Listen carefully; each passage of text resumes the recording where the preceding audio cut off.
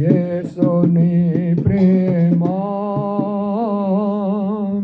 ఎంతో మహనీయము, ఆకాశతార పర్వత సముద్ర కులకన్న గోపాలి. ఆకాశతార పర్వత సముద్ర కులకన్న గోపాలి. ఓ యేసుని ప్రేమ కొదువోలెన్నీయున్నా భయపడను నేనెప్పుడు. పాచిక బయలులో పారుండ చేయును. కొదువులెన్నీయున్నా భయపడను నేనెప్పుడు. పాచిక భయాలు ఓ పారుండ చేయును. భోజన జలములతో తృప్తి పరచుచు నాతో నుండు నేసు. భోజన జలములతో తృప్తి పరచుచు నాతో నుండు నేసు. నాతో నుండు నేసు. ఓ యేసుని ప్రేమ ఎంతో మహనీయము, ఆకాశతార కులకన్న గోపాలి. ఆకాశతార పర్వత సముద్ర కులకన్న గోపాలి. ఓ యేసుని ప్రేమ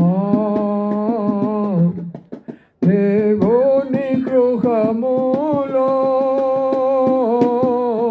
సదాస్తు సంపూర్ణ హృదయముతో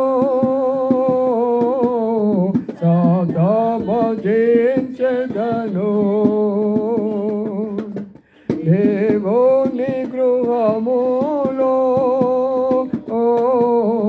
సదా స్తుతించెదను. సంపూర్ణ హృదయముతో సదా భజించెదను. స్తుతి ప్రశంసలకు యోగ్యుడేసు. హల్లెలూయా ఆమేన్. హల్లెలూయా ఆమేన్. ఓ యేసుని ప్రేమ ఎంతో మహనీయము, ఆకాశతార పర్వత సముద్ర కులకన్న గోపాలి. ఆకాశతార పర్వత సముద్ర కులకన్న గోపాలి. ఓ యేసుని ప్రేమ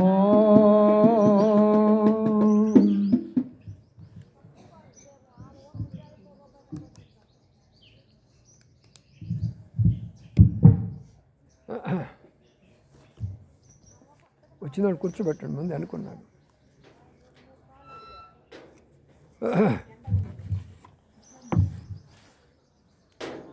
రండి, సమయంలో ప్రభును స్తుతించమని ఒక మాట చదువుకొని ప్రభును స్తుతించుకుందాం. ముందు వచ్చి కూర్చోండి, ఇంకా ముందుకు రండి. అటు వచ్చి కూర్చోండి. లూకా సువార్త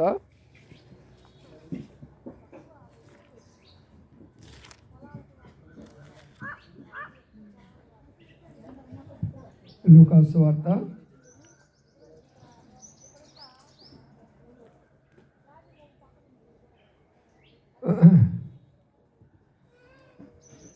2వ అధ్యాయము. లూకా సువార్త 2వ అధ్యాయము.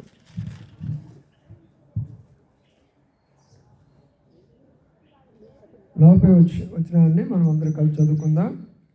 40వ వచనము. లూకా సువార్త 2:40.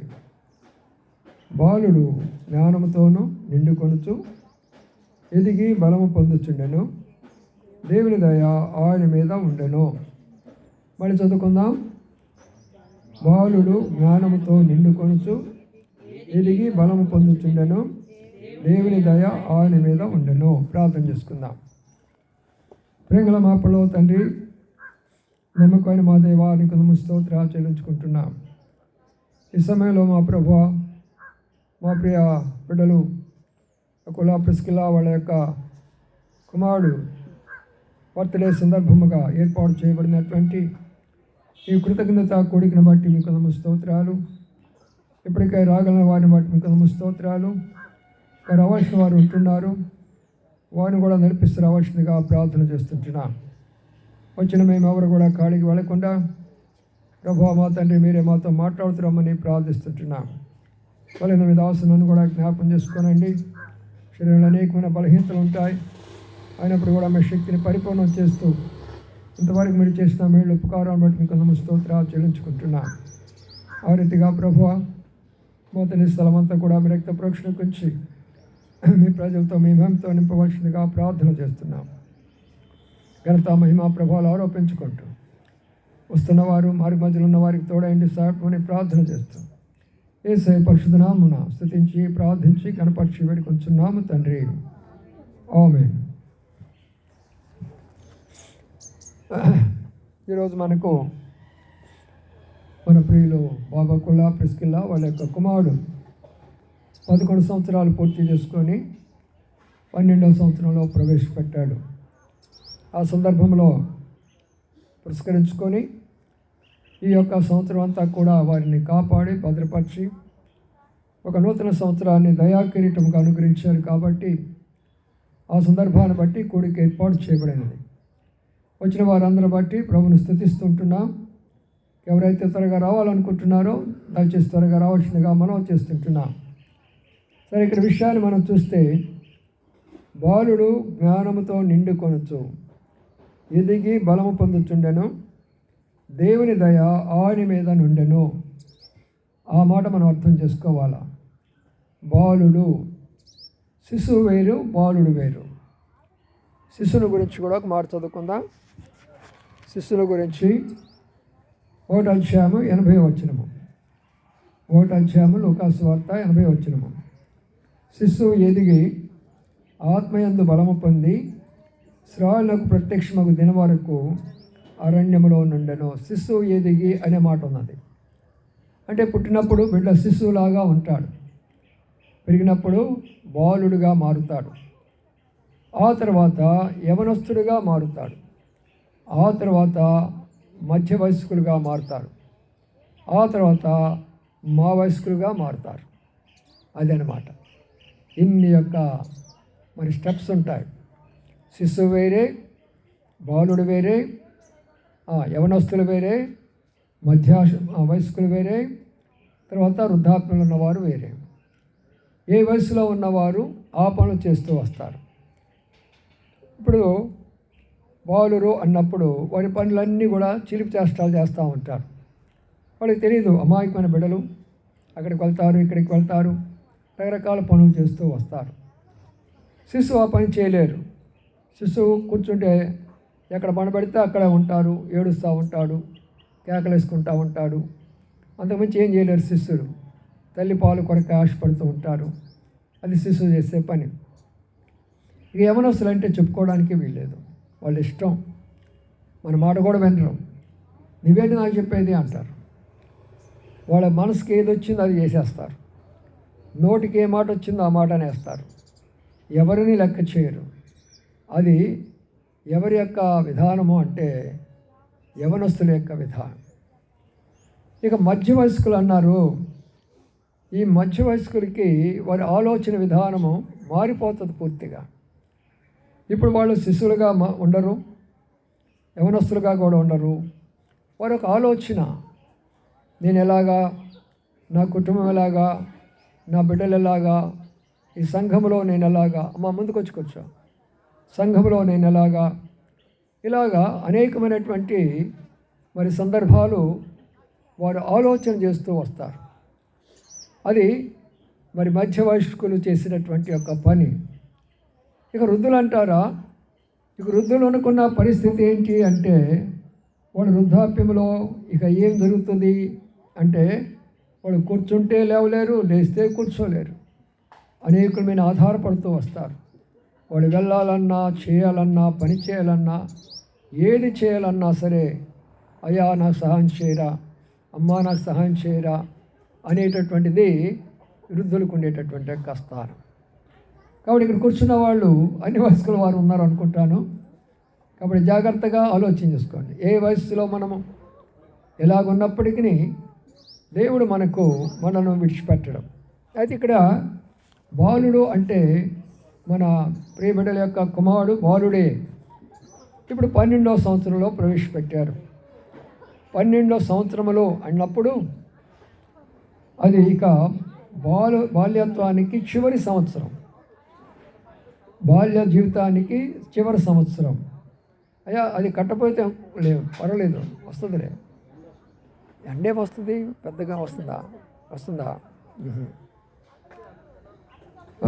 కాబట్టి అంటే కొంతమంది బయట నిలబడి వింటున్నారు, ఒకసారి ఒక ప్రక్క కట్టేసి. కాబట్టి మరి బాలుడు అన్నప్పుడు 12 సంవత్సరాలు ఇక బాల్యత్వం ముగిస్తున్నది. 13లోకి వచ్చేటప్పటికి అక్కడ యవనస్తులు అయిపోతారు. యవనస్తులు బాగా అర్థం చేసుకోండి. 13 సంవత్సరాలు వచ్చారంటే యవన కాలము ప్రారంభమైపోతుంది.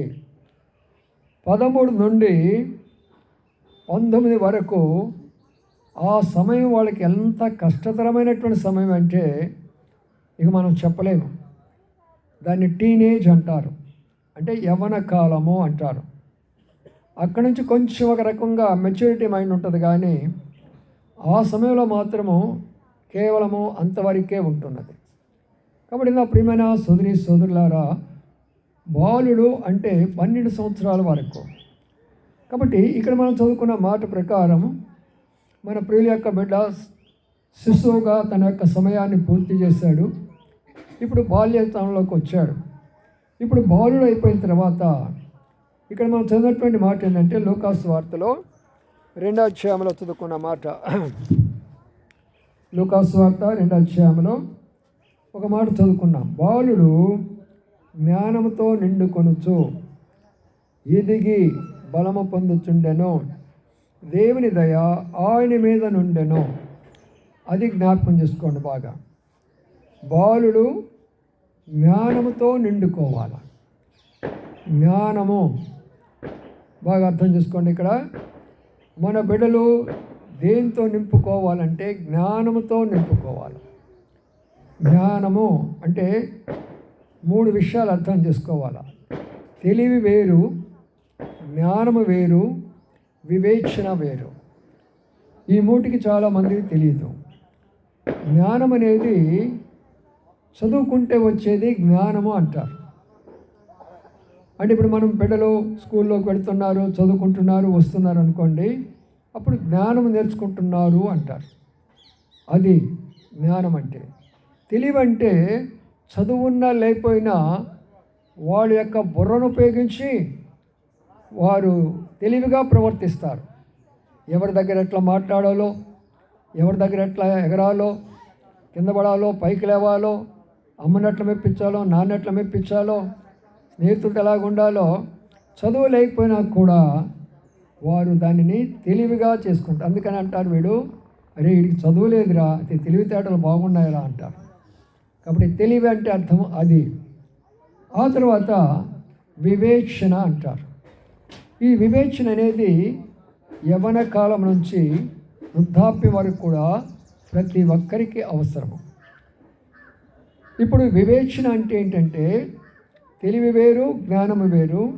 వివేచన అంటే ఏమి చేయాలా, ఏమి చేయకూడదు, ఎక్కడికి వెళ్ళాలా, ఎక్కడికి వెళ్ళకూడదు, ఏ సమయంలో ఏం మాట్లాడాలా, ఏ సమయంలో ఏం మాట్లాడకూడదు అనేటటువంటిదే వివేచన అంటారు.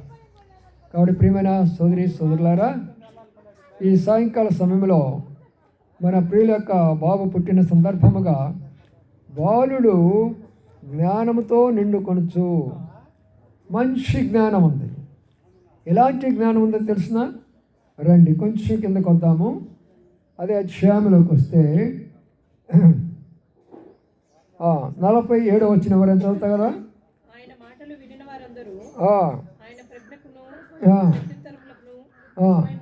చూసారా ప్రియులారా?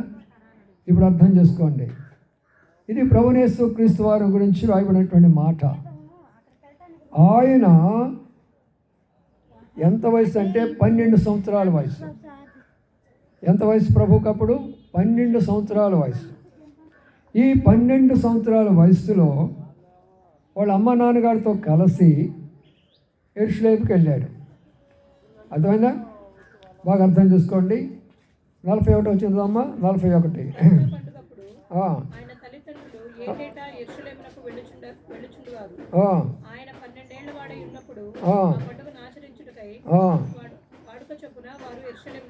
యెరూషలేమునకు వెళుతున్నారు. ఉండేది వాళ్ళు నజరేతులు. నజరేత్ అంటే గోరంటలాగా, యెరూషలేము అంటే గుంటూరులాగా. కాబట్టి ఇప్పుడు వారు ఏం చేశారంటే అక్కడి నుంచి బయలుదేరి ఎక్కడికి వస్తున్నారంటే యెరూషలేముకి వస్తున్నారు. యెరూషలేము అంటే సామాన్యమైన విషయం కాదు. యెరూషలేము చరిత్ర చాలా గొప్పది. దావీదు దానిని పరిపాలించాడు. అక్కడ దేవునికి ఆలయం కట్టబడినది.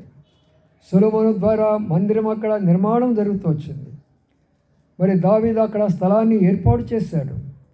దేవుని యొక్క మహిమ దిగినటువంటి స్థలము, దేవుడు కోరుకున్నటువంటి స్థలము యెరూషలేము. అందుకని ఈ రోజు వరకు కూడా యెరూషలేము ప్రపంచానికి అందరికీ కూడా సాదృశ్యంగా కనబడుతున్నది. ఎక్కడ చూసినా కూడా యెరూషలేము అనే పేరు మనం చూడగలుగుతూ ఉంటున్నాం.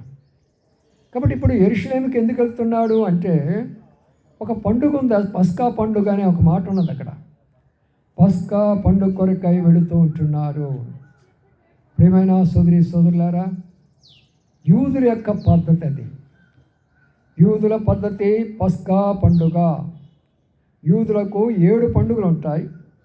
ఆ 7 పండుగలో ఒక పండుగ పస్కా పండుగ. కానీ ఆ పస్కా పండుగలన్నిటిలో 6 పండుగలు ప్రభువైన యేసుక్రీస్తు వారు పూర్తి చేసి ఆయన తన సంఘాన్ని నిర్మించుకొని మనకు ఒకే ఒక పండుగ ఇచ్చాడు. అందులోనిది ఒకటే ఒకటి ఏంటంటే పస్కా పండుగ అంటారు. మనకు క్రైస్తవులకి ఏ పండుగ ఉంటుంది చెప్పండి? పస్కా పండుగ ఉంటుంది. బాగా అర్థం చేసుకోండి. అంటే దాని అర్థం ఏంటంటే మిగతా పండుగలు యూదులకు సంబంధించినటువంటివి. కొంతమంది ఏం చేస్తారంటే క్రిస్మస్ పండుగ చేస్తారు. కొంతమంది గుడ్ ఫ్రైడేని పండుగ చేస్తారు. కొంతమంది ఈస్టర్ని పండుగ చేస్తారు.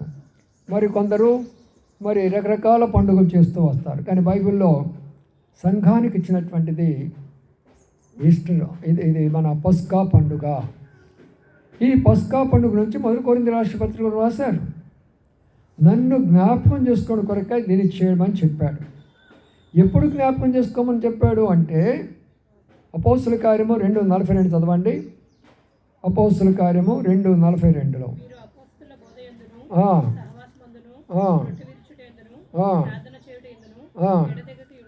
అది చూసారా ప్రియులారా? ప్రభు యొక్క రొట్టె విరిచే విషయంలో ఎడతెగక ఉన్నారు అని అన్నారు. దానిని పస్కా అంటారు. ఎడతెగక అంటే ప్రతి ఆదివారము ప్రభు బలులను మనము జరిగించాలి. అది పస్కా బలి లేక పస్కా పండుగ అంటారు. అక్కడ ఏముందంటే వీరు అపోస్తుల బోధయందు, సహవాసమందు, రొట్టె విరుచుటయందు, ప్రార్థన చేయుటయందు. ఈనాడు క్రైస్తవ లోకము 90% ప్రార్థనలో ఉంటారు, సహవాసంలో ఉంటారు, బోధనలో కూడా ఉంటారు. కానీ ఆ యొక్క రొట్టె విరవాలంటే 10% క్రైస్తవులే కనబడతారు. భయం ఎక్కువ. పరిశుద్ధమైన రొట్టె. మనం పాలు పొందాలంటే భయపడతాము. అందులో పాలు పొందితేనే పరలోకములో మనం పాలు పొందుతాం. అందులో పాలు పొందితే పరిశుద్ధత ఉంటేనే పాలు పొందుతాం. పరిశుద్ధత లేకపోతే పరలోకం వెళ్ళలేము. అందుకని ప్రియులారా, ఈ పస్కా పండుగ అనేటటువంటిది క్రైస్తవులందరికీ ఇవ్వబడినది. దాన్ని నిర్లక్ష్యం చేసుకుంటాము, మిగతా పండుగలన్నీ కూడా చేసుకుంటూ ఉంటాం. ఇప్పుడు చూడండి, ప్రభువైన యేసుక్రీస్తు వారు ఈ పండుగకు వెళ్ళాడు. ఈ పండుగకు వెళ్ళినప్పుడు యెరూషలేములో ఒక దేవాలయం ఉన్నది. ఇక్కడ చాలా విషయాలు చెప్తాను, జాగ్రత్తగా ఆలోచన చేయండి, అర్థం చేసుకోవడానికి ప్రయత్నం చేయండి. ఈనాడు కొంతమంది అంటున్నారు, ఏంటండి వాళ్ళు క్రైస్తవులై ఉండి దేవాలయం అని చెప్తున్నారు. అమాయకమైనటువంటి భారతీయులు ఏమంటున్నారంటే, వారు క్రైస్తవులై ఉండి దేవాలయం అని చెప్తున్నారు ఏంటండి అంటున్నారు. దేవాలయం అంటే దేవ అంటే దేవుడు అని అర్థం. ఆలయం అంటే లయము కానటువంటిది, అనగా నశింపనటువంటిది ఆలయము అంటారు. కాబట్టి నా ప్రియమైన సోదరులారా, దేవుడు నివసించేటటువంటి స్థలాన్ని దేవాలయం అంటాడు. కానీ దేవాలయం అంటే మాది, దేవాలయం అంటే మీదే అనుకోవడం చాలా తప్పది. ఎక్కడ ప్రభువు నివసిస్తాడో మన హృదయాల్లో నివసిస్తే మనమే ఆయనకి దేవాలయము. మన కుటుంబాల్లో నివసిస్తే మన కుటుంబమే ఆయనకి దేవాలయము. లేక మన యొక్క మందిరంలో ఆయన నివసిస్తే ఆ మందిరమే ఆయనకి దేవాలయము. కాబట్టి దేవాలయము మాది, మీది కాదు అంటున్నారు చాలామందికి తెలియక, అమాయకులు పాపం వాళ్ళు. అందుకని వాళ్ళకు కూడా ఈ విషయం నేను తెలియచేసేది ఏంటంటే, దేవాలయం అనేది దేవుడు నివసించేటటువంటి ఆయన. కాబట్టి ఇప్పుడు యెరూషలేముకి ఎందుకు వెళ్ళారు? అది దేవాలయం కాబట్టి. మరి అక్కడ ఎవరున్నారంటే చూడండి, అక్కడ ఎవరున్నారు? ఇక్కడ ఉన్నట్టు చూస్తే చదవండి, 48వ వచనము, 47వ వచనము, 46. 3 దినములైన తరువాత ఆయన దేవాలయంలో బోధకుల మధ్య కూర్చుండి వారి మాటలను ఆలకించుచు వారిని ప్రశ్నలు అడుగుచూ ఉండగా చూచిరి.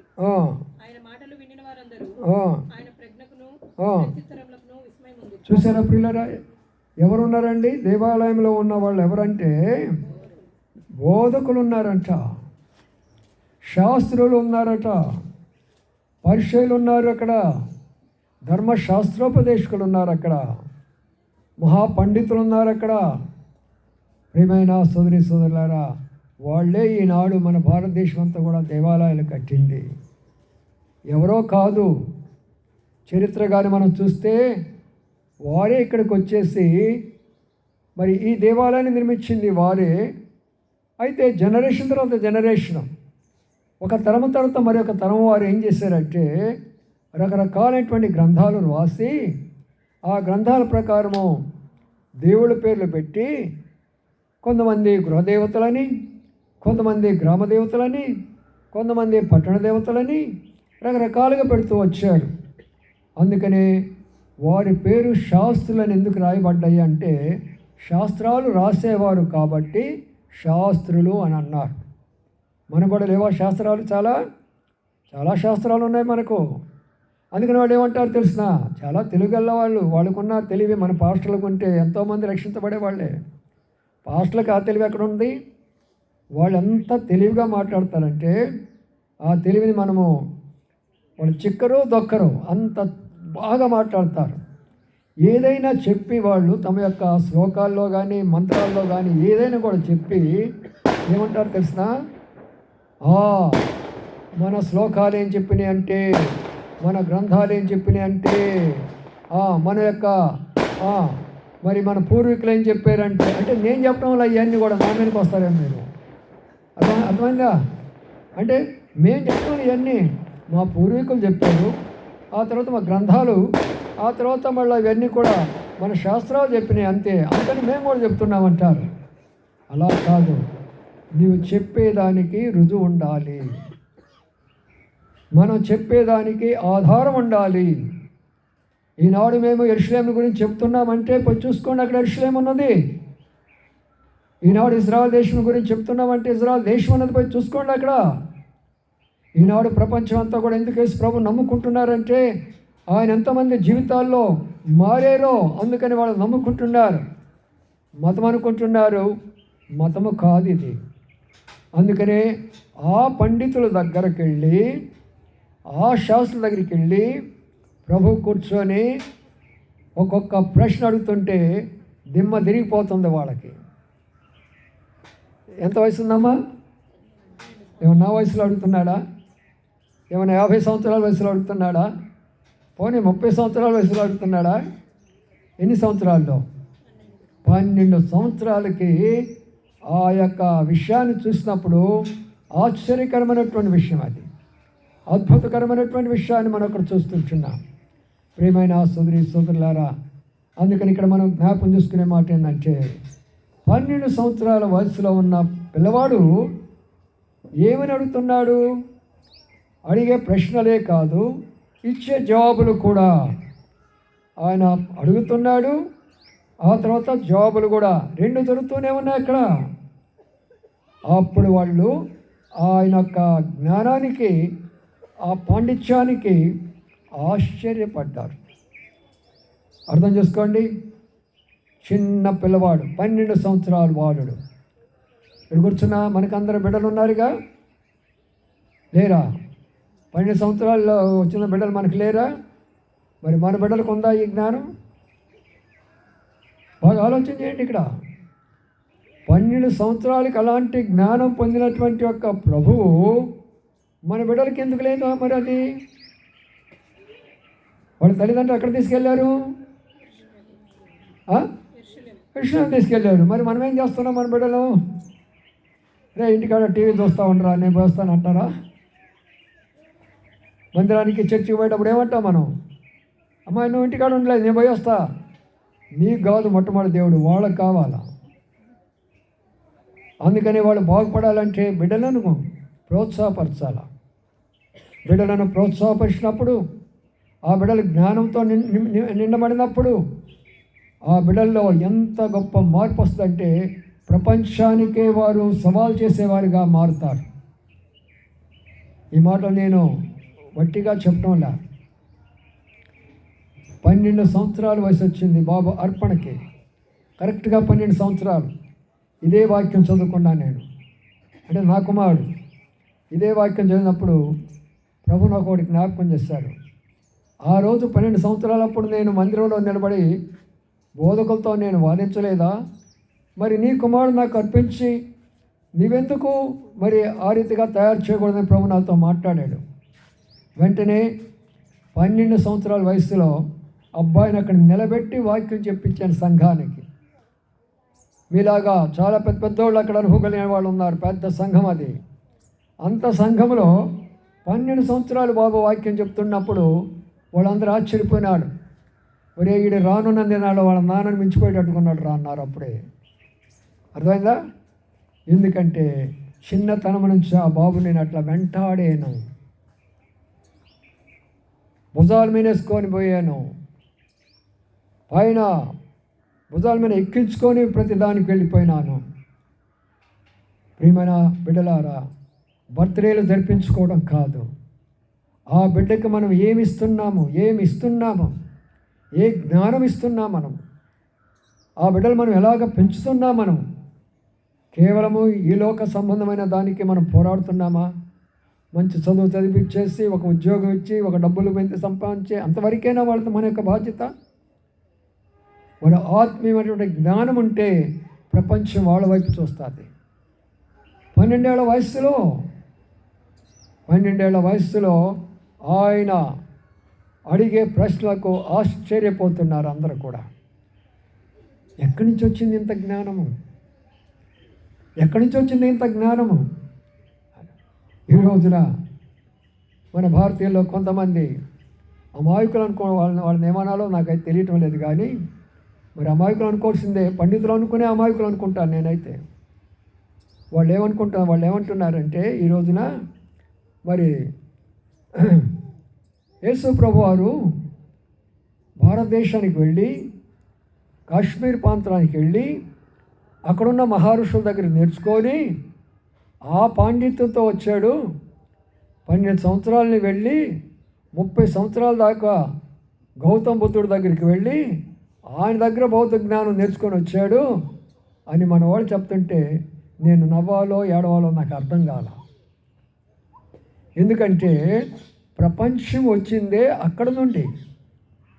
మొదటి మానవుడు ఆఫ్రికా దేశం నుండి, మొదటి కుటుంబము ఆఫ్రికా ప్రాంతం నుండి, మొదటి యొక్క వ్యవసాయము ఆఫ్రికా ప్రాంతం నుండి, మొదటి యొక్క హత్య ఆఫ్రికా ప్రాంతంలోనే, అనగా హేబేలును చంపివేయటము. మొదటి యొక్క మెంటల్ వ్యక్తి ఆఫ్రికా ప్రాంతపోడే. అక్కడి నుంచి ప్రపంచం అంతా వచ్చి వీళ్ళు అంటున్నారు ఇప్పుడు, వాళ్ళంట వీళ్ళ దగ్గరికి వచ్చి నేర్చుకున్నారంట. ఎంత జ్ఞానం ఉందండి వీళ్ళకి. 12 సంవత్సరాల నుంచి 30 సంవత్సరాల దాకా అంట కాశ్మీర్ వచ్చాడంట. బుద్ధుని దగ్గరికి వెళ్ళి నేర్చుకున్నాడు యేసు ప్రభువారు. ఇక్కడ ఎంత వయసు ఉంది? మనం చదువుకున్న వయసు ఎంత ఉంది? 12 సంవత్సరాలు. మరి 12 సంవత్సరాలు ఎంత ఉన్నప్పుడు 30 సంవత్సరాలు ఎంత ఉండొచ్చు? అందుకని నా ప్రియమైన సోదరి సోదరులారా, ఎందుకు ఈ విషయం చెప్తున్నానంటే ఈ దినాల్లో చాలామంది అమాయకులు మనల్ని మోసం చేస్తున్నారు. జాగ్రత్తగా ఉండండి. ముఖ్యంగా క్రైస్తవులు అన్న వాళ్ళు జాగ్రత్తగా ఉండండి. వారు మనల్ని మోసం చేసే బోధలు చేస్తుంటున్నారు. చూసారా, ఇక్కడ మనం గమనించినట్లయితే చాలా మంచి మాట ఉంటుంది. చూద్దాం. ఆ పండితులు ఆశ్చర్యపోయినారు. తర్వాత చూద్దాం. 48 వచ్చిన చూద్దామండి. 48. ఆయన తల్లిదండ్రులు ఆయనను చూచి మిక్కిలి ఆశ్చర్యపడి ఆయన తల్లి, కుమారుడా, మమ్మల్ని ఎందుకు ఇలాగ చేసితివి? ఇదిగో నీ తండ్రియు నేను దుఃఖపడుచు నిన్ను వెతుకుచుంటిమని ఆయనతో చెప్పగా ఆయన చూడు, ఇక్కడ ఉన్న మాట చూద్దాం. 44 వచ్చిన చూద్దాం. 44. ఆయన తల్లిదండ్రులు ఆ సంగతి ఎరుగక ఆయన సమూహంలో ఉన్నాడని తలంచి యొక్క దిన ప్రయాణము సాగిపోయి తమ బంధువుల్లోనూ నెలవైన వారిలోనూ ఆయనను వెతుకుచుండి. చూడండి, ఇప్పుడు పండుగకి వెళ్ళారు. పాపం పండుగ అంటే చాలామంది వస్తారు కదా ఈ రోజుల్లో. క్రిస్మస్ కూడా చూడండి, ఇక 24, 25వ తారీఖు చర్చిల దగ్గర గుంపులే. చర్చిల దగ్గర గుంపులే. క్రైస్తవులు 4 రకాల క్రైస్తవులు ఉంటారు. ఒక రకమైన క్రైస్తవులు ఎవరంటే పండుగ క్రైస్తవులు. అంటే వీళ్ళు పండుగ వస్తున్నప్పుడు మాత్రమే చర్చికి వెళ్తారు. రెండో రకం వాళ్ళు ఎవరంటే వీళ్ళు ఆదివారం క్రైస్తవులు. వీళ్ళు ఆదివారం క్రైస్తవులు ఎవరు అంటే ఆదివారం వస్తేనే గుడికి పోతారు వీళ్ళు. మూడో రకం క్రైస్తవులు వీళ్ళు ఎవరంటే కష్టాలు క్రైస్తవులు. వీళ్ళు బాధ వచ్చినప్పుడు, రోగం వచ్చినప్పుడు దేవుడా దేవుడా దేవుడా అంటారు. అసలు క్రైస్తవులు ఎవరంటే ప్రతిరోజు బైబిల్ చదివి ప్రార్థన చేసి అవకాశం ఉన్నప్పుడల్లా దేవుని మందిరానికి వెళ్ళే వాళ్ళే అసలైనటువంటి క్రైస్తవులు. ఏ క్రైస్తవులుగా ఉన్నాం మనం ఇప్పుడు ఇక్కడ? అర్థం చేసుకోండి. దేవుడు మిమ్మల్ని ప్రేమించి మంచి అనకాల సమయంలో మంచి సమయం ఇచ్చాడు. బాబు అన్నాడు, అంకుల రాత్రి పెట్టుకుందామా అంకుల అంటే, రాత్రి అయితే చలి, ముందు నేనే కూర్చోలేను, వచ్చిన వాళ్ళు ఇంకా గడగడ శైలి ఆడిపోతూ ఉంటారు, హడావుడిగా అత్యందమా అనుకుంటూ ఉంటారు, ఎందుకు వచ్చింది గొడవ అంతా, మధ్యాహ్నం పెట్టి ప్రశాంతంగా కూర్చొని వాక్యం చెప్పుకుందాం అన్న. అందుకని మంచిగా ఏర్పాటు చేశాడు. కాబట్టి ప్రియులారా, ఈ 4 రకాల క్రైస్తవులు ఏ రకమైన క్రైస్తవులు మనం? పండుగ క్రైస్తవులమా, లేక ఆదివారం క్రైస్తవులమా, లేక కష్టాల క్రైస్తవులమా? అందుకని ఇందాక మనం చదువుకున్నాం, వీర అపోస్తుల బోధయందు, సహవాసమందు, రొట్టె విరిచిడందు, ప్రార్థన చేయడందు ఎడతెగక ఉండాలి. అన్నిటికీ దేనికి ఎడతెగకుండా ఉన్నాం మనము? బజారు పోయేదానికి, కొనుక్కొచ్చేదానికి, తినేదానికి, వండుకునేదానికి, ప్రతి పనికి ఏది కూడా ఎడతెగుతుంది మనకు. ఏ డ్యూటీ కూడా మనకు ఉండదు. కానీ దేవుని కార్యాలు వచ్చేటప్పటికీ ఇక్కడ ఎడతెగిపోతూ ఉంటాం. అందుకని ఆయనను యెరూషలేము తీసుకెళితే ఆ జనసమూహంలో తల్లిదండ్రులు ఏం చేశారంటే, 12 సంవత్సరాలు కదా మాతో వస్తున్నాడులే అనుకొని వాళ్ళు ఎదురు కలిసేవాడు, 2 అడుగులు ముందుకేసాడు. కానీ ప్రభు ఏం చేశాడు? యెరూషలేములోనే కూర్చున్నాడు. అర్థం చేసుకోండి. ఇక్కడ యెరూషలేములో ఎందుకు కూర్చున్నాడు? తన ఆశ ఏంటి? ఒక్కసారి ఇక్కడికున్న తల్లులందరూ కూడా మీ హృదయ పరిశీలన చేసుకోండి. ఆ బిడ్డలో ఎలాంటి ఆశ ఉన్నదో నా బిడ్డలో ఎందుకు లేకపోయింది ఆశ? 12 సంవత్సరాల్లో అది కావాలా, నాకు ఇది కావాలా, ఇది చేయాలా, అది చేయాలా, అది తీసుకురండి, ఇది కొనిపెట్టండి, ఆట వస్తువులు తీసుకురండి, లేకపోతే ఇది, అవన్నీ అడగకుండా ఏం కోరుతున్నాడు ఆయన? ఏం కోరుతున్నాడయ్యా? దేవుని యొక్క ఆలయాన్ని కోరుతున్నాడు. దేవుని ఆలయం కోరుకున్న వాడిని దేవుడు ఒక రాజుగా చేస్తాడు, కానీ దిక్కులేని వాడిగా చేయడు. గొప్ప జ్ఞానవంతుడిగా చేస్తాడు, కానీ అజ్ఞానిగా చేయడు. గొప్ప పేరు ప్రఖ్యాత తీసుకొని వస్తాడు, కానీ అనామకుడిగా చేయడు. బాగా అర్థం చేసుకోండి. మన బిడ్డలను మనం దేన్ని ప్రోత్సహించాలంటే, రే మందిరంలో కూర్చోరా, మందిరంలో కూర్చోరా, సమయం దొరికితే మందిరానికి పోరా, ఆ మందిరంలో జీవించురా. ప్రియమైన సోదరి సోదరా, నేడు దేని స్థాయిలోకి వచ్చాను అంటే, మా నాన్నగారు అమ్మగారు వాళ్ళు మహా విగ్రహారాధికులు, మామూలు విగ్రహారాధికులు కాదు. శ్రీరామనవమి వచ్చారంటే ఆ యొక్క పటాలు నా చేతిలో పెట్టి ఊరంతా తిప్పుతూ ఉంటారు, ఊరంతా తిప్పుతూ ఉంటారు నన్ను. అలాంటి కుటుంబం నా కుటుంబం. అయితే నేను 15వ ఏట 10th క్లాస్ చదివే దినాల్లో ఇలాగ దేవుని మాటలు విన్న తర్వాత అప్పటి నుంచి సెలవులకు కానీ దేనికి కానీ ఎప్పుడు కూడా ఇంటికి పోయేదానికి ఇష్టపడను. నేను అక్కడ ఉన్నటువంటి ఒక మందిరానికి వెళ్ళి కూర్చుండేవాడిని. ఇల్లుంది, ఆస్తులు ఉన్నాయి, అమ్మున్నారు, నాన్నున్నారు, అక్క ఉన్నారు, మరి అన్నయ్య ఉన్నారు, పొలాలు ఉన్నాయి, స్థలాలు ఉన్నాయి, అన్నీ ఉన్నాయి, ఏది తక్కువ లేదు నాకు. కానీ నా ఆశ అంతా కూడా చిన్నతనం నుంచి కూడా దాదాపుగా 17 సంవత్సరం వయసు నుంచి మందిరమే మందిరము, మందిరమే మందిరము. అందుకనే ఆ మందిరంలో ఉంటూ ఉన్నాను. బీకామ్ చదువుకున్నాను, ఎంకామ్ చదువుకున్నాను, ఎంఫిల్ చదువుకున్నాను, లెక్చరర్ అయిపోయినాను, అనేకమైనటువంటి ఉద్యోగాలు చేశాను. భారతదేశం అంతా అనేక భాషల వారి మధ్యకి వెళ్ళాను. మంత్రుల దగ్గర నుండి, గవర్నర్ల దగ్గర నుండి, ఎమ్మెల్యే ఎంపీల దగ్గర నుండి అందరితో పరిచయం చేసుకున్నవాడిని నేను. ఎందుకు ఇట్లా చెప్తున్నానంటే, అంత స్థాయిలోకి నడిపించింది దేవుడు అని చెప్పేదాని కొరకు, దేవుడు అని చెప్పేదాని కొరకు. మా తండ్రి కానీ మా తల్లి కానీ మా తండ్రి కానీ అయ్యా నువ్వు మందిరంలో ఉండమని ఎప్పుడు చెప్పరు వాళ్ళు. ఇంటికి రమ్మనే చెప్తారు, కానీ నేను పోవడానికి ఇష్టపడేవాడిని కాదు. అందుకని నేను ఎందుకు చెప్తున్నానంటే, మీ బిడ్డలకు మీరు ఏమి నేర్పిస్తున్నాం, మనం వారికి ఎక్కడ ఏమి చేయాలని చెప్తుంటున్నాం. అది తల్లిదండ్రుల బాధ్యత కాదా? ఇప్పుడు తల్లిదండ్రులు అయిన వారు ప్రభుని విడిచిపెట్టేసి వెళ్ళిపోయినారు, కానీ ప్రభు మందిరంలోనే కూర్చున్నాడు. మందిరంలో కూర్చొని ఏం చేస్తున్నాడు?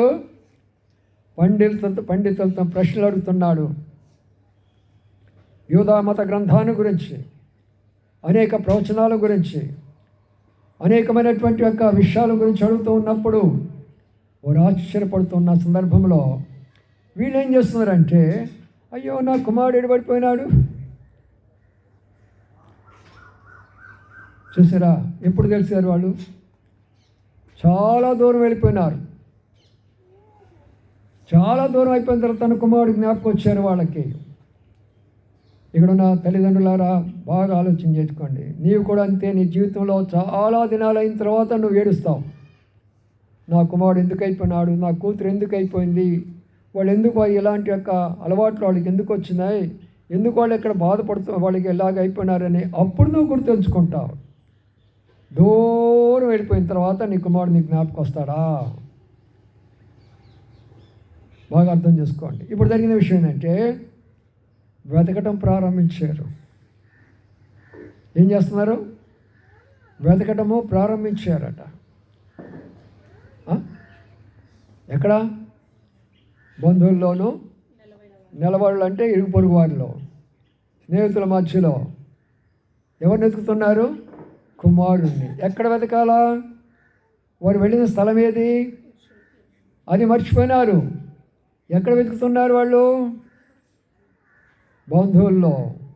ఈ రోజుల్లో కూడా అంతే. క్రైస్తవులైన వాళ్ళు ఎక్కడ వాక్యం దొరుకుతుందా, ఎక్కడ నిజమైన సహవాసం ఉన్నదా, ఎక్కడ వాక్యానుసారంగా బోధిస్తున్నారా, ఎక్కడ ప్రభు అయినటువంటి యేసుక్రీస్తు జీవితం చూపిస్తున్నారా, ఎక్కడ ప్రేమ చూపిస్తున్నారు, ఎక్కడ పరిశుద్ధత ఉన్నది, ఎక్కడ నీతి ఉన్నది, ఎక్కడ యథార్థత ఉన్నది, ఎక్కడ సామాన్యమైన జీవితం ఉన్నది, ఏ సంఘము మాదిరికరంగా ఉన్నదో అది వెతకము. ఏమా ఏ చర్చికి పోతున్నావు? అందుకయ్యా ఫలానా మందిరికి పోతున్నా. ఎందుకు పోతున్నావు అంటే మా బంధువులు అక్కడ పోతారు అందుకని నేను అక్కడ పోతా. మీ బంధువులు పోతారా అందుకని అక్కడ పోతావా? ఎందుకమ్మా మరి మారుమనసు పొందేవా నువ్వు అంటే ఏందయ్యా ఏం చెప్పాలా? ఒక ఆయన చాలా కాలం నుంచి క్రైస్తవుడు పాపం. ఆయన దగ్గరికి వెళ్ళి నాలాట ఆయన ఒక ఆయన అడుగుతున్నాడు, పెద్ద ఆయన నువ్వు బైబిల్ పట్టుకున్నావే, నువ్వు తిరిగి జన్మించావా అన్నాడంట. అదేంట్రా బాబు ముసలోని అయిపోతుంటే ఇప్పుడు జన్మించావేందిరా అంటున్నాడంట. అంటే దాని అర్థం ఏంటి? తిరిగి జన్మించడం అంటే ఆయనకి అర్థం కాల. అది కాదయ్యా బాబాయ్, తిరిగి జన్మించడం అంటే నువ్వు ప్రభు దగ్గరికి వచ్చినప్పుడు నీ పాపాలు ఒప్పుకున్నావా? ప్రభు నీ పాపాలు క్షమించాడని నీకు నమ్మకం ఉందా? ఆ పాపాలను నువ్వు విడిచిపెట్టేసావా? ఆ పరిశుద్ధతలో నువ్వు ఉంటున్నావా? అవునా? మా పాస్టర్ ఎప్పుడు చెప్పలేదట, మా పాస్టర్ ఎప్పుడు చెప్పలేట్లా. అందుకనే బంధువుల మధ్యలో నెలవాళ్ళ మధ్యలో దొరకడు యేసుక్రీస్తు ప్రభువారు. వెతకండి. లోకములో ఎన్నిటితో వెతుక్కుంటాం. వస్తువులను, డబ్బును, ఉద్యోగాలను అనేకమైన మనం వెతుక్కుంటూనే ఉంటాం. కానీ వెతకండి ఏంటంటే ప్రభు ఎక్కడ, ప్రభు యొక్క వాక్యం ఎక్కడ, ప్రభు సన్నిధి ఎక్కడ. వారు చేసినటువంటి పొరపాటు ఏంటంటే 3 దినాలుగా ఎక్కడ తిరుగుతున్నారంటే బంధువుల మధ్యలోనే తిరుగుతున్నారు. నిరాశ ఎక్కువైపోయింది. యోసేపుకి మరియమ్మకు నిరాశ ఎక్కువైపోయింది. ఎంత దుఃఖపడుతున్నారో, నా కుమారుడు తప్పిపోయినాడు, నా కుమారుడు తప్పిపోయినాడు, నా కుమారుడు తప్పిపోయినాడు. ఎంత బాధో తప్పిపోయినప్పుడు. ప్రియమైన సోదరి సోదరులారా, ప్రభు తప్పిపోలా. ప్రభు ఉండవలసిన స్థానంలో ప్రభు ఉన్నాడు. తప్పిపోయిన వాళ్ళు వీళ్ళే. వారు తిరిగి కానీ డైరెక్ట్గా కానీ యెరూషలేముకి వెళ్ళినట్లయితే కనబడేవాడే. ఈనాడు నువ్వు కానీ డైరెక్ట్గా దేవుని సన్నిధి కానీ రాగలిగితే, వాక్యం వినాలని ఆశతోటి నీవు నీ భర్త బిడ్డలు కానీ రాగలిగితే దేవుడు నీకు ప్రత్యక్షం అవుతాడు. దేవుని యొక్క స్వరం మనం వింటాం. మన జీవితాలు మారిపోతాయి, మన కుటుంబాలు మారిపోతాయి, మన పేదరికం మారిపోతుంది. చాలామంది ఏమంటారంటే పేదవారు, క్రైస్తవులు అంటే పేదవారంట. ఎక్కడైనా ఉందా మాట? క్రైస్తవులు అంటే పేదవారు కాదు. క్రైస్తవులు అంటే ధనవంతులకే ధనవంతుడు. ధనవంతులకే ఆయన ధనవంతుడు. ఎందుకు తెలిసిన? ఈనాడు ఇశ్రాయేలు దేశము ఆంధ్రప్రదేశంలో సగం కూడా ఉండదు. ఆంధ్ర రాష్ట్రంలో ఇశ్రాయేలు దేశము సగం కూడా ఉండదు. అయితే ప్రపంచం అంతా ఆ ఇజ్రాయెల్ కంట్రీ వైపు చూస్తున్నా. ఎందుకంటే ఈ మాట్లాడేది అదే, ఆ మైక్ అదే, లైట్ అదే, చేతిలో ఉన్న ఫోన్ అదే, మనము రాస్తున్నటువంటి పెన్ అదే, మనం ప్రయాణం చేస్తున్న కారు అదే. ప్రతిదీ ఇజ్రాయెల్ దేశంలో ఉన్న సైంటిస్టులు కనిపెడితేనే ఈనాడు భారతదేశము ప్రపంచం అంతా కూడా ఉన్నది. దేవుడు ఎందుకు ఇచ్చాడు? ఎంత ధనవంతులు చేశాడు. మరొకసారి భారతదేశస్తులు వెళ్ళి ఆ దేశానికి వెళ్ళి వాళ్ళ బాంబులు కావాలి మాకు అని అడుగుతున్నాం మనం ఈ రోజున. వాళ్ళ దగ్గర కొనుక్కుంటున్నాం మనం ఈ రోజున. పేదవాళ్ళ క్రైస్తవులు అంటే మన యొక్క తెలివి తక్కువను బట్టి మనం పేదవాళ్ళు అయిపోతున్నాం. ఆయన ఎంత ధనవంతుడు తెలిసిన? ప్రభు ఎంత ధనవంతుడు చెప్పండి, చెప్పగలరు ఎవరైనా? ఒక యవనస్తుడు అనుకుంటాను, బాగా ప్రార్థన చేసుకుంటున్నాడంట. రోజు చర్చికి వెళ్ళి ప్రార్థన చేసుకునేవాడంట. అప్పుడు ఒక రోజున ఆయన ప్రత్యక్షమై ప్రభు ఆయనకు స్వప్నంలో, రోజు నువ్వు ప్రార్థన చేసుకుంటున్నావు, మంచిది, నీకేం కావాలో కోరుకో అన్నాడంట. నీకేం కావాలో కోరుకో అన్నప్పుడు ఆయన అన్నాడంట, నాకు ధనం కావాలా అన్నాడంట. మరి ఈడెవడరా, నీకేం కావాలో కోరుకోండి అంటే, ఏం కోరుకుంటాడని నేను అనుకున్నాను, పరలోకం కోరుకుంటాడా లేకపోతే ఇంకోటి కోరుకుంటాడు అనుకున్నాను. ధనం కావాలని కోరుతున్నాడు. అప్పుడు అన్నాడంట దేవుడు, సరే నువ్వు ధనం కోరుకుంటున్నావు కదా, ఎంత ధనం కావాలి నీకు అన్నాడంట. అర్థమవుతుందా? వింటున్నారా? ఎంత ధనం కావాలా అన్నాడంట. అప్పుడు యవనస్తుడు అన్నాడంట, అసలు నీ దగ్గర ఎంత ధనం ఉందో చెప్పవయ్యా అన్నాడంట. ఎవరిని? ప్రభువుని, దేవుణ్ణి అంటుండంట. నాకు నువ్వు ధనం ఇవ్వాలనుకుంటున్నావే, అసలు నీ దగ్గర ఎంత ఉంది అన్నాడంట. దేవుడే ఆశ్చర్యపోయినాడంట. అంటే దాని అర్థం ఏంటంటే, ప్రపంచం అంతా నాదే కదా, పంచభూతాలు నావి కాదా, సూర్యచంద్ర నక్షత్రాలు నావి కదా, భూమి నాది కదా, పర్వతాలు నావి కదా, నదులు నావి కదా, సముద్రాలు నాది కదా, ఏది నాది కాదు, సమస్తం నావే కదా. నేనెంత ధనవంతుడిని. అయితే క్రైస్తవులు ఎంత పేదవాళ్ళు చెప్పండి. తినడానికి సరే తిండి ఉండదు మనకు, ఉండడానికి ఇళ్ళు ఉండదు మనకు, కట్టుకోవడానికి సరైన వస్త్రాలు ఉండవు మనకు. ఏం కారణం అంటే, ఒక మాట ఉన్నది, ద్వితీయోపదేశకాండం 28వ అధ్యాయంలో ఉన్నది. ఏమన్నాడంటే, చదవండి, అప్పుడు మీకు అర్థమవుతా మాట. 28వ అధ్యాయము, ద్వితీయోపదేశకాండము 28వ అధ్యాయము, చదవండి ఆ మాట. 1వ వచనం, ద్వితీయోపదేశకాండము 28:1. నీవు నీ దేవుడైన యెహోవా మాట శ్రద్ధగా విని నేడు నేను నీకు ఆజ్ఞాపించుచున్న ఆయన ఆజ్ఞలన్నిటినీ అనుసరించి నడుచుకొని ఎడల నీ దేవుడైన యెహోవా భూమి మీదనున్న సమస్త జనముల కంటే నిన్ను హెచ్చించును. చూడండి ఏమన్నాడు, సమస్త జనముల కంటే అంటే అర్థం ఏంటి? వారు హిందువులైనా, బౌద్ధులైనా, జైనులైనా, సిక్కులైనా, జొరస్టులైనా, యూదులైనా, ఎవరైనా సరే, నీవు కానీ నా మాట విని, శ్రద్ధగా విని, దానిని గైకొని, దానిని నువ్వు అనుసరిస్తే ఏం చేస్తానన్నా, నిన్ను హెచ్చిస్తానన్నాడా, తగ్గిస్తానన్నాడా? మరి ఎందుకని మనం పేదవాళ్ళు అయిపోయినామమ్మా? ఎందుకని క్రైస్తవులు ఈరోజు పేదవాళ్ళు అయిపోయినారు? చెప్తున్నా, అర్థమవుతుందా మీకు? అంటే ఆయన మాట వింటాము, గైకొనము, ఆయన మాట వింటాము, అనుసరించము, ఆయన మాట వింటాము, లోబడము. నేను అనుకున్న దానికే, నేను పట్టిన దానికే కుందేటికి మూడే కాళ్ళు అంటాం. మార్చుకోము మన జీవితాలు.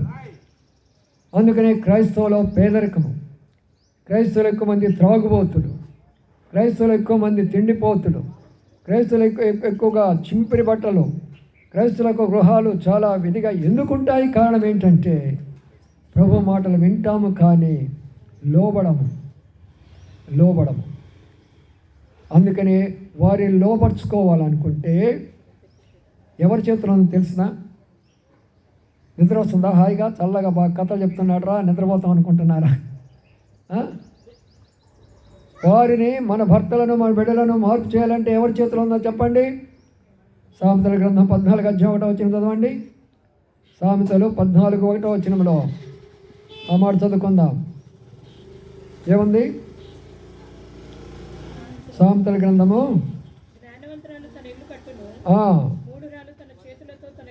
అర్థం చేసుకోండి అయ్యా. జ్ఞానవంతులైతే ఏం చేస్తారంట? ఇల్లు కట్టుకుంటుందట. అంటే జ్ఞానవంతురాలంటే ఇల్లు కట్టుకోవడం ఏంటి? తన భర్త, బిడ్డలు, తాను ఒకే స్థలంలో ఉంటారు, ఒకే భోజనం తింటారు, ఒకే యొక్క గృహంలో ఉంటారు. దేవుడు వారిని ఆశ్రయించే కొలది ఉన్నతమైన స్థానంలోకి వెళుతూ ఉంటారు ఆ కుటుంబము. ప్రియమైన సోదరులారా, అందుకనే మనకు జ్ఞానము లేకపోయిన కారణం చేతనే మన భర్తలు ఆ రీతిగా తయారైపోయిన తర్వాత ఏడుస్తూ కూర్చున్నాం ఈ రోజున. నా భర్త నా మాట వినడు. అవ్వ మాట ఆదా విన్నాడా? ఆదా మాట అవ్వ విన్నారా? చెప్తారా? ఎందుకు చెప్తామంటారా? అవ్వ మాట విన్నారా? ఆదా అన్నాడా? అవ్వ మాట ఆదా ఉన్నాడా? ఆదా మాట అవ్వ అన్నారా? ఎంతటి రాజైనా సరే ఇంటికి రావటమే భార్య చెప్పిన మాట వినాల్సిందే. ఇంక మాట్లాడడం కూడా వీలు లేదు అక్కడ. అర్థమైందా? ఎంతటి గొప్పవాడైనా సరే ఇంటికి రావటంతోనే అక్కడ ఎంతైనా నీకు ఉన్నది ఆ ఘనత. ఇంట్లో రావటంతోనే వచ్చి కూర్చోమంటే కూర్చోవలసిందే, ఆ పని చేయమంటే చేయాల్సిందే ఆయన. కాబట్టి జ్ఞానవంతురాలుగా ఉంటే నీ భర్త బిడ్డలకు కట్టబడతారు, మీ కుటుంబాలు సంతోషంగా ఉంటాయి, మీ యొక్క కుటుంబాల్లో ఆనందం ఉంటుంది. అందుకని నా ప్రియమైన సోదరి సోదరులారా, జ్ఞానవంతులుగా ఉండండి, భర్తలను మార్చుకోండి, బిడ్డలను మార్చుకోనండి.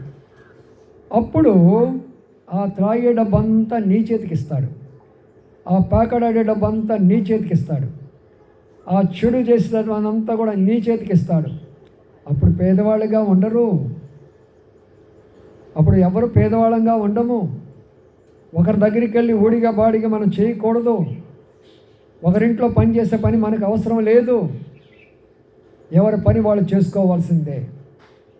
ఒకటి గుర్తుపెట్టుకోండి, పని చేయాలంటే పని చేయలేనటువంటి వృద్ధులకు చేయడంలో తప్పు లేదు, కానీ ధనవంతుల దగ్గరికి వెళ్ళి మేము పని చేయడం అనేది చాలా తప్పు. ఎందుకంటే వాళ్ళ ధనం కొరకు నువ్వు ఆశపడుతున్నావు, కానీ నీ దగ్గర ఎందుకు లేకపోయినది? వారికి ఉన్నప్పుడు ధనం మన దగ్గర ఎందుకు లేకపోయింది?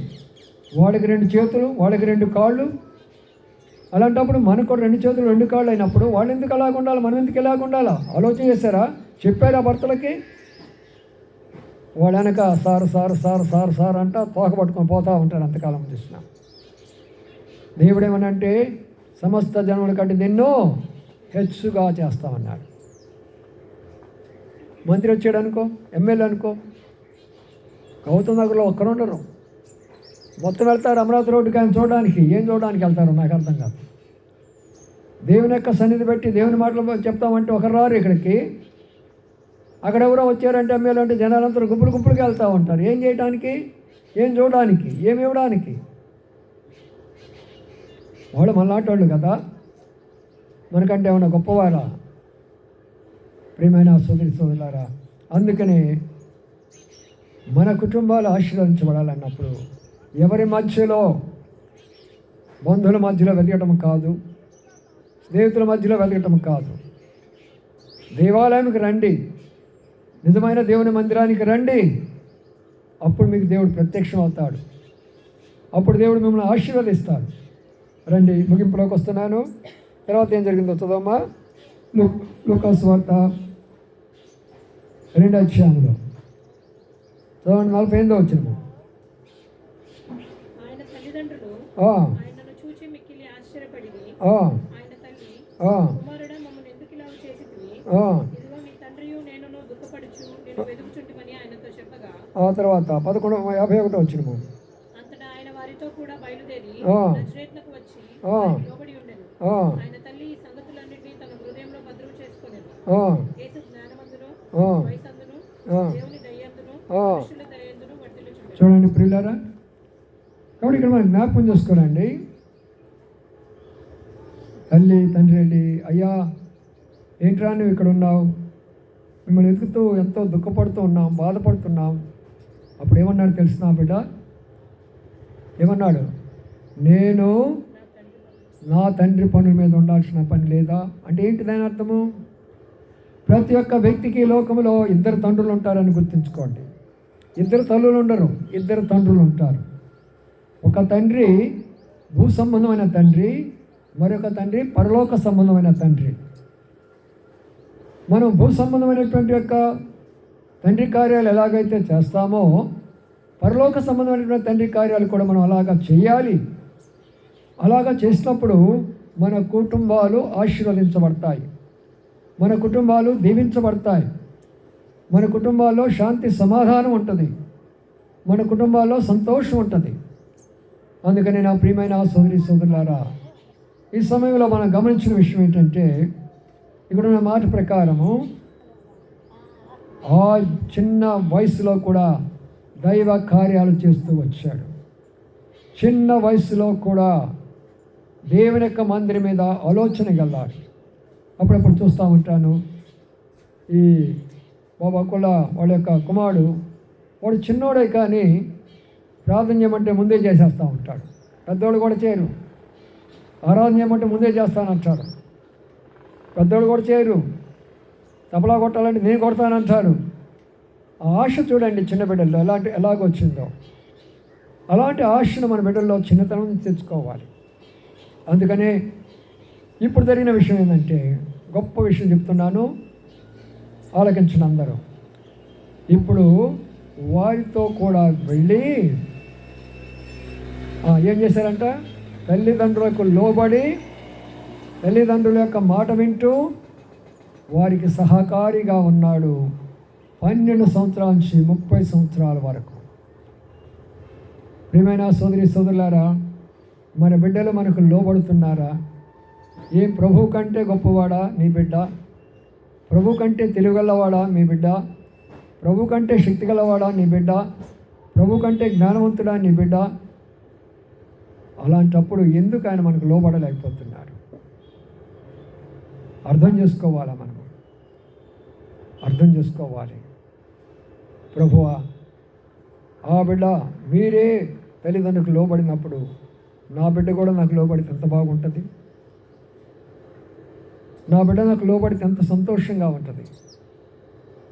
అందుకని నా ప్రియమైన సోదరి సోదరులారా, ఇక్కడ విషయం ఏంటంటే, గమనించవలసినటువంటి సత్యం ఏంటంటే, 12 సంవత్సరాల నుంచి 30 సంవత్సరాల వరకు కూడా ప్రభు ఎక్కడున్నాడంటే తల్లిదండ్రుల దగ్గర నుండి పని చేస్తున్నాడు. చాలామంది ఏమనుకుంటున్నారంటే, ఆ సమయంలో ఆయన అక్కడ లేడు, భారతదేశానికి వచ్చారు అంటున్నారే. వాళ్ళకి ఇప్పుడు నేను ఇచ్చేటటువంటి క్లారిఫికేషన్ ఏంటంటే, యూదా మత ప్రకారము ఒక వ్యక్తి మేజర్ కావాలంటే 30 సంవత్సరాలు రావాలి. ఒక వ్యక్తి సమాజ మందిరంలో బోధించాలంటే 30 సంవత్సరాలు ఉండాలి. మిగతా వాళ్ళందరూ కూడా చిన్నవాళ్ళ లెక్క కిందకు వస్తారు. మన భారతదేశంలో 21 సంవత్సరాలను మేజర్ అంటారు. ఆడపిల్లలకు 18 సంవత్సరాలను మేజర్ అంటారు. మిగతా వారిని మైనర్స్ అంటారు. కానీ ఆ రోజుల్లో 30 సంవత్సరాలు లేకపోతే ఏ ఒక్కరిని కూడా పబ్లిక్గా వచ్చి బోధించేదానికి కానీ, పబ్లిక్గా వచ్చి చెప్పేదానికి కానీ అనుమతి ఇవ్వరు. ఒప్పుకోరు శాస్త్రుల పరిచయాలు. అందుకనే తండ్రి కార్పెంటర్ అంటే ఎవరు? ఇక్కడ ఎవరైనా ఉన్నారా కార్పెంటర్స్? ఉన్నారు ఇక్కడ కొంతమంది. ఎవరు కార్పెంటర్స్? విశ్వబ్రాహ్మణులు అంటారు.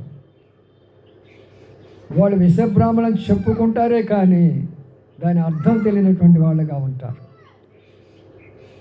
ఒకరోజు ఒక ఆయన కలుసుకున్నా నేను, విశ్వబ్రాహ్మణులు ఒక ఆయన. ఏమయ్యా, మేము మీ మతం నమ్ముకోమండి, మా మతం వేరు అని అన్నారు. అవునా, ఏమిటి అంటే మేము విశ్వబ్రాహ్మణం అండి అని అన్నారు. చూడండి ఏమంటున్నాడా, ఎంత ఎంత గర్వం ఉందో చూసారా. మా బావగారు కూడా విశ్వబ్రాహ్మణుడే, నా అల్లుడు కూడా విశ్వబ్రాహ్మణుడే. అయితే ప్రభు నమ్ముకున్న తర్వాత ఏ బ్రాహ్మణుడు కాలేదు. ఇలాగే వెళ్ళి ప్రతిరోజు ప్రతి స్థలంలోకి వెళ్ళి వాక్యం చెప్తూనే ఉంటారు బిడ్డలు. అప్పుడు నేను చెప్పాను, విశ్వానికి బ్రాహ్మణుడు అంటే అర్థం తెలుసా నీకు అన్నాడు. నాకైతే తెలియదు అదంతా అన్నాడు. మరి ఎట్లా చెప్తున్నావు అంటే, మా వాళ్ళు చెప్పారు అందుకని విశ్వబ్రాహ్మణుడు అని అన్నాడు. ఒరే బాబు, నేను చెప్తాను వినరా అని చెప్పాను. విశ్వం అంటే లోకము, బ్రాహ్మణ అంటే బ్రహ్మజ్ఞానం ఎరిగినవాడు బ్రాహ్మణుడు. బ్రహ్మ అంటే సృష్టికర్త, ఆ సృష్టికర్తే యెహోవా దేవుడు. ఆయనే బైబిల్ గ్రంథంలో ఉన్నటువంటి ఆయన జ్ఞానం పొందినవాడు విశ్వబ్రాహ్మణుడురా. మేము అసలైనటువంటి విశ్వబ్రాహ్మణుడు, మీరు కాదు అని అన్నాను. అవునా, నిజమే. వాడికి తెలియదు కదా. నేతి బెరకాయ అంటాం కదా, నేతి బెరకాయలు ఎంత నెయ్యి ఉంటుంది చెప్పండి, ఎంత ఉంటుందో చెప్పండి. తినరా మీరు ఇప్పుడు నేతి బీరకాయలు? ఎంత నెయ్యి ఉంటుంది? బీరకాయ నెయ్యి ఉంటుందా? చెప్పరు, అసలు ఉండదు కదా. పేరు మాత్రం అదే. ఈ రోజున బ్రాహ్మణులన్నా, విశ్వబ్రాహ్మణులన్నా, క్రైస్తవులన్నా, హిందువులన్నా వాళ్ళకి అర్థమే కాదు అయ్యా. వాళ్ళు తెలియదు, అమాయకమైన ప్రజలైపోయినారు. నేను అందుకని నాకు రోజు కన్నీరు వస్తూ ఉంటుంది భారతదేశం చూసినప్పుడు. నా దేశ ప్రజలు ఎందుకు ఇలాగ మోసపోయినారు? ఈ కొంత తెలివి కలిగిన వాళ్ళు వీళ్ళందరూ ఎందుకు ఇట్లా మోసం చేశారు? తప్పుడు మార్గంలో ఎందుకు నడిపిస్తున్నారు? వీళ్ళ సరైన మార్గంలో నడిపించే ఒక నాథుడు లేడా అని ప్రతిరోజు ఎంతో బాధపడుతూ ఉంటాను నేను. ఎందుకంటే వీళ్ళందరూ కూడా తప్పు మార్గాన్ని తప్పించారు, సత్యాన్ని చెప్పలేకపోతుంటున్నారు. అందుకని నా ప్రియమైన సోదరులారా, మనం సత్యం తెలుసుకున్నాం. ఎవరైనా మిమ్మల్ని కులం అడిగితే కులం చెప్పకండి. దేవుని యొక్క బిడ్డలకు కులం ఉండదు. మీకు వంశం ఉంటే చెప్పండి, మీకు గోత్రం ఉంటే చెప్పండి. క్రైస్తులు అన్న తర్వాత క్రీస్తుని కలిగిన మనం అందరము ఒక్క శరీరము. కులము మతం అనేది మనలో ఉండదు. అందుకని చాలామంది కులాలు అంటారు. మీదే సంఘం అయ్యా? మాది లూథరన్ సంఘం అండి. మీదే సంఘం అయ్యా? మాది బాప్టిస్ట్ సంఘం అండి. ఏమిటి అడుగుతాడంటే, ఒక స్థలంలో అడిగాను నేను. వాళ్ళు ఏం చెప్పారంటే, లూథరన్ అంటే అంతా మాలోళ్ళు వెళ్తారండి ఆడికి, బాప్టిస్టులు అంతా మాది కూడా వెళ్ళాలంట. ఇప్పుడు దేవుడు మాలోడా మాది కూడా? ఎంత అమాయకులు! కులాలు పెట్టిన వాళ్ళు, వాళ్ళ మాట మనం వినాలా? మన మాట వారు వినాలా? అందుకని ప్రియమైన సోదరులు, నామకార్థమైన క్రైస్తవ జీవితం విడిపించండి. ఈ గౌతమ్ నగర్ కొరకు ఎన్నో దినాలుగా ప్రార్థన చేస్తున్నాను.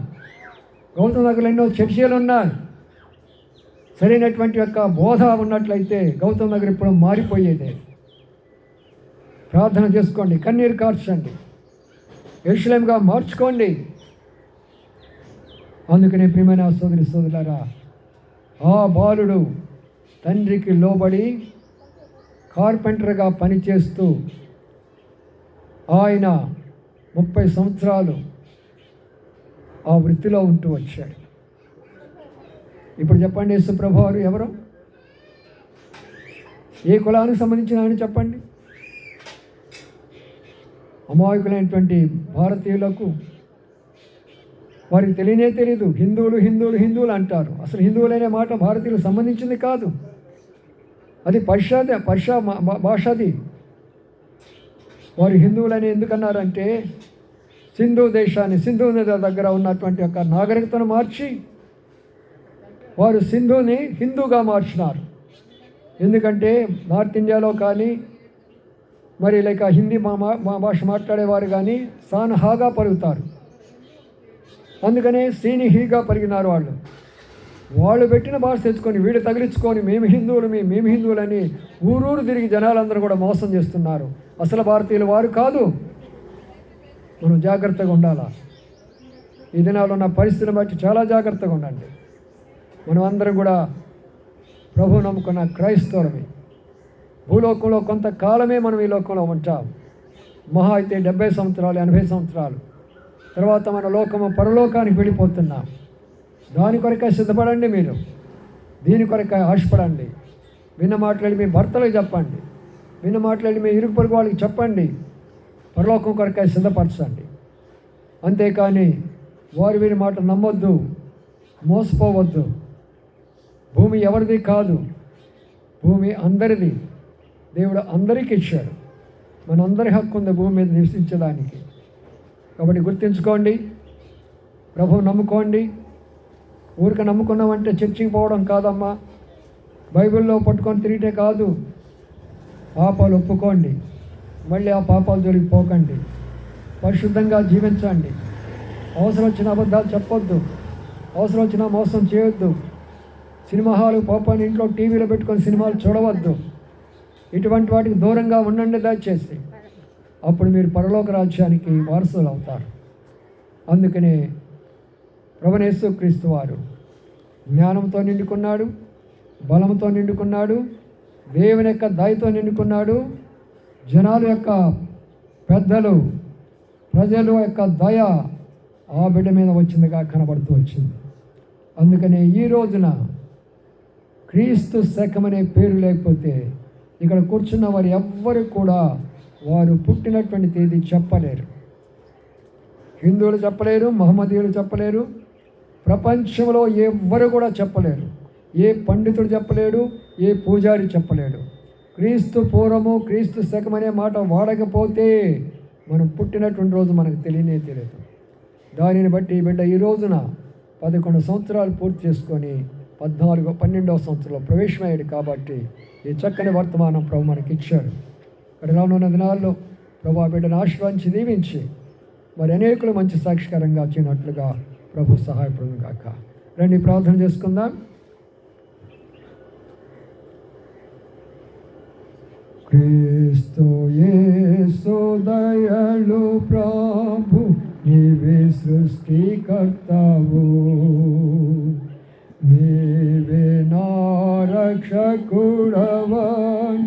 హల్లెలూయా పాడేదం. నీవే నా రక్షకుడవని హల్లెలూయా పాడేదం. ప్రార్థన చేసుకుందాము. మొట్టమొదటిగా బాబు అకుల అమ్మ ప్రిస్కిల వాళ్ళు ప్రభుని స్తుతించి ప్రార్థిస్తారు. ఆ తర్వాత సంఘం తరఫున ఒక ఇద్దరు ప్రార్థించండి. ఆ తర్వాత నేను ప్రార్థన చేస్తాను, ముగిస్తాను. మహాపరిశుద్ధమైన తండ్రి, ప్రేమానమ్మకం గల పరలోకమైన తండ్రి, ప్రభా నీ ఘనమైన శ్రేష్టమైన మహోన్నతమైన నామం బట్టి తండ్రి నీకు వేలాది వందనాలు సూత్రాలు తెలుసుకోమని తండ్రి. మమ్మల్ని మిక్కులుగా ప్రేమించి మీ కృపలో భద్రపరుచుకుని ప్రభా, మరి ఈరోజు ప్రభా నా కుమారుడు ప్రభా మరి నూతనంగా మరి దయక్రీతం ఇచ్చినందుకు వందనాలు సూత్రాలు తెలుసుకోవడానికి ఆ సందర్భంగా ప్రభా మీ కృతజ్ఞత పూర్తి పెట్టుకోవడానికి ప్రభా మాకు ఇచ్చిన ప్రభా సమయాన్ని బట్టి వందనాలు సూత్రాలు చెల్లించుకున్నాను ఆయన. ఈ సాయంకాల సమయం ప్రభా మీరు మాతో మాట్లాడుతూ ప్రభా మరి బిడ్డలు ప్రభా మరి తల్లిదండ్రులు ప్రభా మరి ఎలా ఉండాలో ప్రభా మీరు మాట్లాడుతూ వచ్చారు నాయన.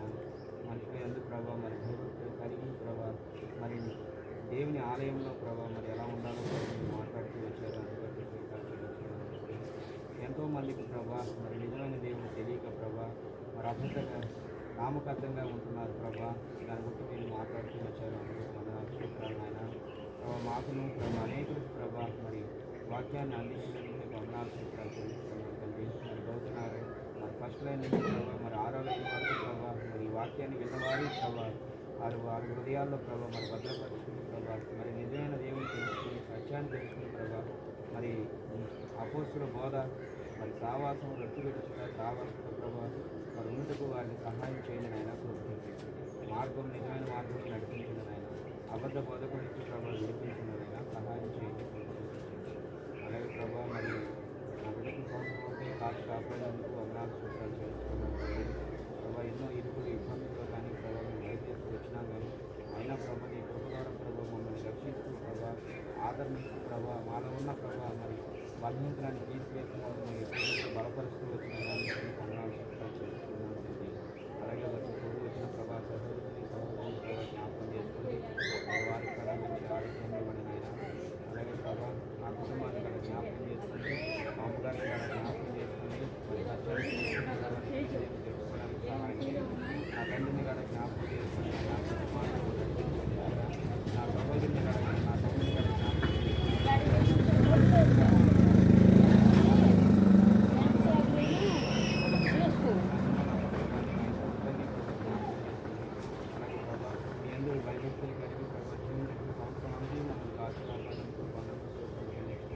ఇచ్చిన సమయాన్ని బట్టి చూపిస్తూ కడతాం. నేను ఇచ్చిన మనస్సును ఆరాధన ఇచ్చిన ప్రార్థన సమయాన్ని బట్టి చూపిస్తూ కడతాం. ఈ విషయాల్లో తోడైనప్పుడు నేను చూపిస్తున్నాము ప్రార్థిస్తున్నాను.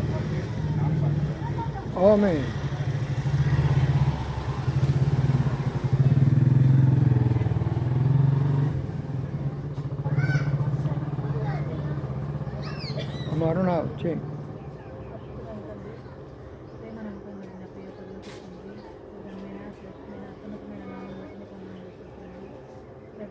మరి నాయన ఈ దినమున ప్రభావం మా కుటుంబంలో తండ్రి మరి రక్షణకు తెలుసుకుంటూ వస్తున్నాను తండ్రి.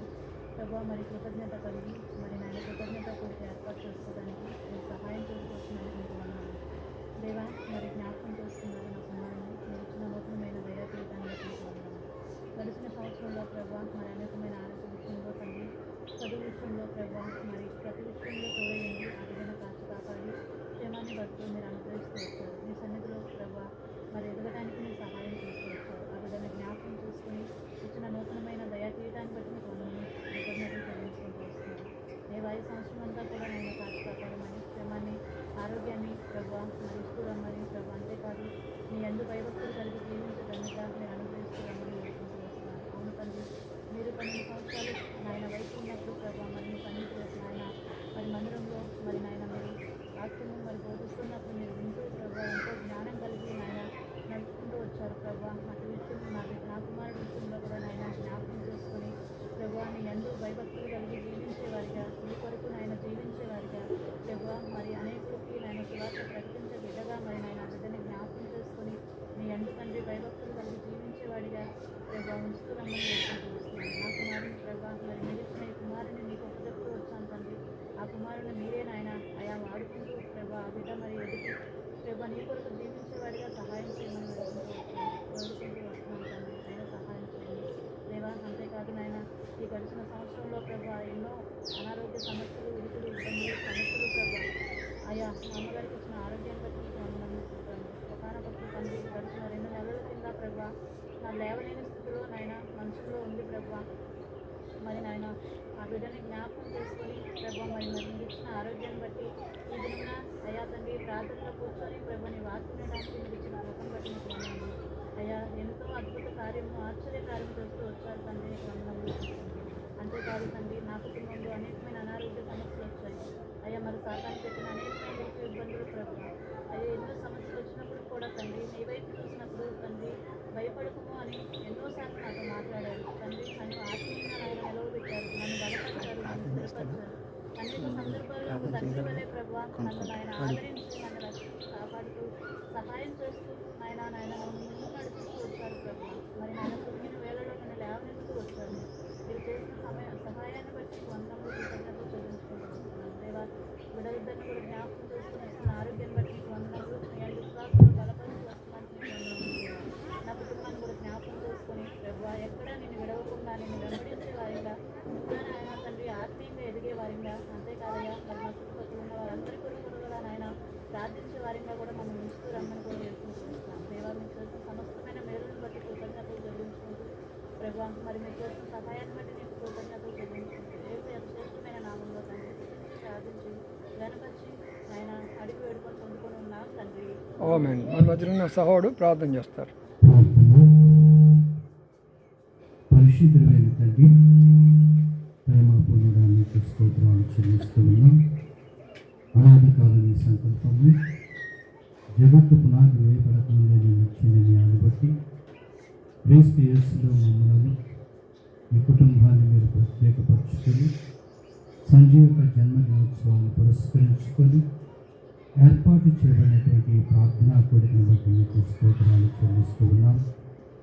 ఆయన సామెతల గ్రంథం 22:6 ప్రకారం బాలుడు నడవలసిన త్రోవను వారికి నేర్పము, వాడు పెద్దవాడైనప్పుడు దాని నుండి తొలగిపోడు అనేది లేఖనాలను అనుసరించి ఈ సేవకులను మరుగుపరిచి సేవకుని యొక్క ముఖాంతరంలో ఉంది నా ప్రభువా కూర్చున్నటువంటి మా అందరితో మీరు సూటిగా తేటగా స్పష్టంగా మాట్లాడిన మాటల కొరకు స్తోత్రాలు. కుమారుడైనటువంటి క్రీస్తు భూమి మీదకి మనిషి కుమారుడుగా వచ్చినప్పుడు 12 సంవత్సరాల ప్రాయంలో యెరూషలేములకు వచ్చి ఏ విధంగానైతే నా ప్రభువా ఆ యొక్క పాండిత్యం కలిగినటువంటి బోధకుల మధ్య నిలిచి ఆయన వారితో బోధిస్తూ మాట్లాడుతున్నటువంటి మాటలకు అనేకులు ఆయనకు ప్రత్యేకంగా చెప్పలేక విస్మయమైనటువంటి ఆ సంఘటన గురించి మేము విన్నాం. అవును తండ్రి, మేమందరం కూడా మా బిడ్డలను మీ కొరకు పెంచవలసిన వారిని ఉన్నామని, ఏ రీతిగా పెంచాలో, ఎలాగ మేమందరము మీ అందు భయభక్తులు కలిగి జీవించి బ్రతకాలో మీరు ఈ దినం మాకు నేర్పినందుకు స్తోత్రాలు. జ్ఞానం కలిగిన స్త్రీ ఏ విధంగా అయితే తన యొక్క ఇంటిని కట్టుకుంటుందో అలాగే ప్రతి ఒక్కరూ కూడా జ్ఞానయుక్తంగా తమ యొక్క కుటుంబాలను కట్టుకోవాలని మీ లేఖనాల ద్వారా బయలుపరిచినందుకు స్తోత్రాలు. అలాగే నా ప్రభువా మీ కుమారుడు సంజయ్ కూడా నా తండ్రి తల్లిదండ్రులకు లోబడి మీ యందు భయభక్తులు కలిగిన ఆయన వయసునందు జ్ఞానవంతులు ఇదిగో నా తండ్రి మీ దయందును మనుషులు దయ్యేది ఇది మొదలుకొని నా ప్రభువ ఇంకనూ నాయన క్రీస్తు యేసుకు చాలిన పరిపూర్ణతలోనికి సంపూర్ణంగా మార్చబడి ఈ నూతనమైనటువంటి దయాకిరీటాన్ని మీరు ధరింప చేశారు.